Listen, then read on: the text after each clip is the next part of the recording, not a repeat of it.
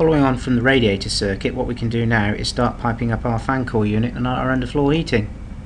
So where we have our fan coil unit positioned in the corridor in the ground in the ceiling void, what I'm going to do is start adding my pipework back to a separate circuit to my flow and return header in the plant room. So to the insert ribbon, selecting flows, selecting the node on the fan coil unit, I can then start routing my pipework.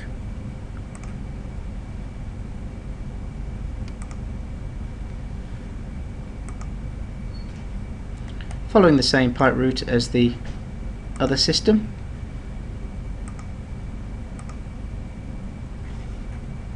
Floor, move to.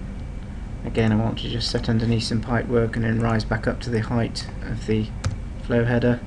Move to, click once, entry point. This heating system here is going to be my fan coil unit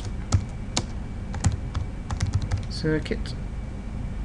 And again, if I want to pick a different pipe type, I can do so for this particular pipe run. Cancel the command, now select returns and apply the same principle.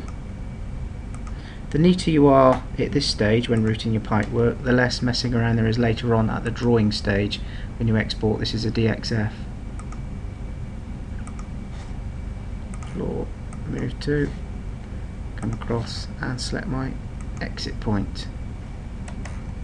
This time, when I display calculate, we have more than one system on the layout and the program is inviting me to select which of the systems I wish to calculate.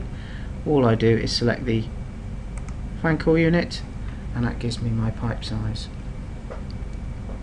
If I was to edit this fan coil unit and decide I wanted to put in another group of rooms on here, so you can see from the previous fan coil unit entry clip that we looked at, we're serving these three offices here. If it was decided that I was to serve these three offices as well, all I would do is file, exit to the energy program to force the recalculation, back into the piping program. Then what I would do is double click on the fan coil unit, go to rooms and then add in ground office 2, ground office 3, ground office 4, and you may want to incorporate ground office 5 as well.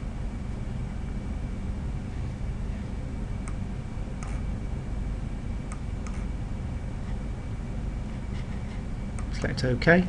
That increases the duty on that appliance and select OK. When I then display calculate again and select that system, that's now increased to 22 because the duty from these faces is now applied to the fan coil. So if you are changing the status of your fan coil unit in the zones that it serves, you don't have to rip the pipework out or re-enter the load. You merely double click on it and apply the rooms that you're applying to that space to revise it.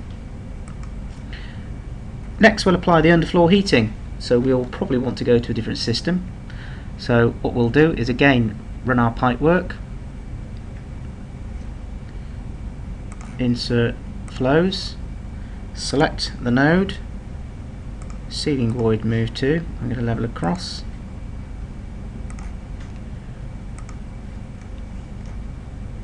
and then we'd apply our low temperature circuit to another part of the system.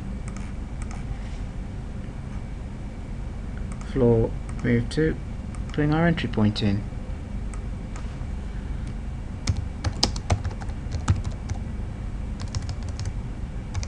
I might want to apply my underfloor heating in a different system, so I can select the underfloor heating Fusiotherm plastic.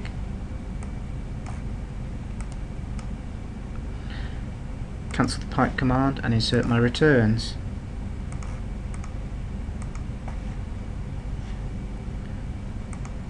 Following the pipe route back,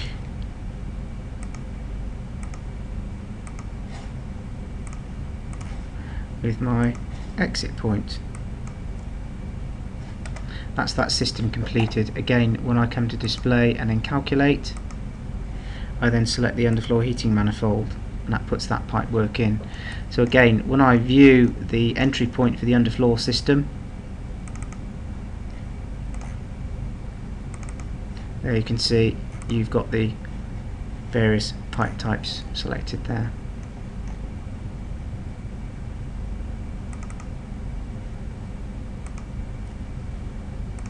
So checking the underfloor heating system, clicking on the pipework and selecting the 5545 FCUs.avi.